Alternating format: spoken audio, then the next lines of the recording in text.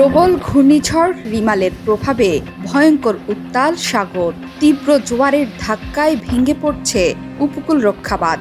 হু হু করে লোকালয়ে ঢুকে পড়ছে সাগরের পানি, প্লাবিত হচ্ছে বিস্তীর্ণ এলাকা। বাগেরহাটের মোংলায় অর্ধশতাধিক যাত্রী নিয়ে ডুবে গেছে একটি ট্রলারও। রোববার সকালে মোংলা নদীর ঘাটে অতিরিক্ত যাত্রী তোলার কারণে এই ঘটনা ঘটে।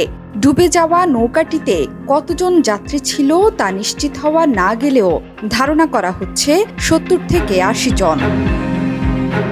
রোববার সন্ধ্যা অথবা মধ্যরাত নাগাদ মোংলা ও খেপুপাড়া উপকূল অতিক্রম করতে পারে প্রবল ঘূর্ণিঝড় রিমালের কেন্দ্র।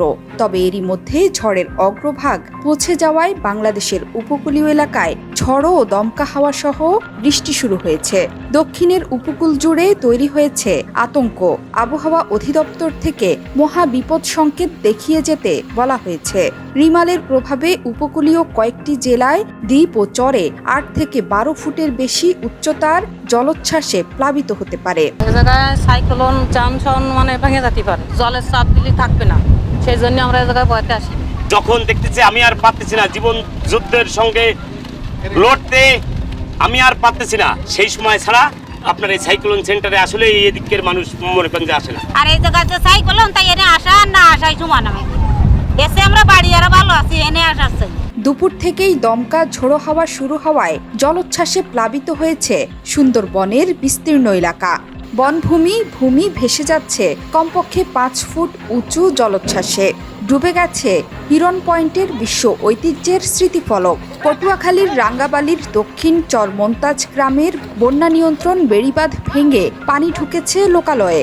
রাঙ্গাবালির চালিতাবুনিয়া ইউনিয়নের ৪টি গ্রামে জোয়ারের পানি ঢুকে প্লাবিত নিচু এলাকা। পানির স্রোত হঠাৎ করে আমাদের এই হিন্দু সমাজ তলাই যাইতে আছে এবং শত শত পর আছে, মোড়ায় পরগুলো সব তলাই যাইতে আছে। আমাদের পুকুর পুষ্করির মাছ পোনা কিছু থাকবে না, সব এই পানির সাথে ফিলিং হয়ে যাইতে আছে। গরুবান্তে রাস্তায় এসে আইয়ে দেখি পানির অবস্থা বেতাল।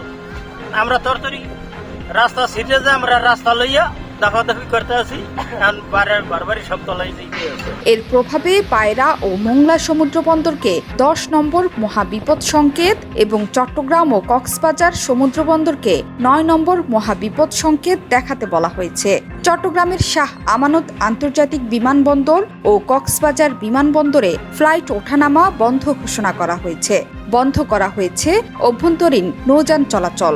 বাতিল করা হয়েছে সব মন্ত্রণালয়ের কর্মকর্তা কর্মচারীদের ছুটিও। উপকূলীয় অঞ্চলের মানুষদের নিরাপদ আশ্রয় কেন্দ্রগুলোতে সরিয়ে নেওয়া শুরু হয়েছে। এরই মধ্যে ৪,০০০ আশ্রয় কেন্দ্র প্রস্তুত রাখা হয়েছে এবং ৫০% মানুষকে নিরাপদে সরিয়ে নেওয়া হয়েছে বলে জানিয়েছেন দুর্যোগ ব্যবস্থাপনা ও ত্রাণমন্ত্রী মহিবুর রহমান। উপকূল জুড়ে মোতায়েন করা হয়েছে বিশাল স্বেচ্ছাসেবক দল। সতর্ক অবস্থায় আছে কোস্টগার্ড সহ আইনশৃঙ্খলা বাহিনী। জোহরা চৌধুরী সেতু, ৭১।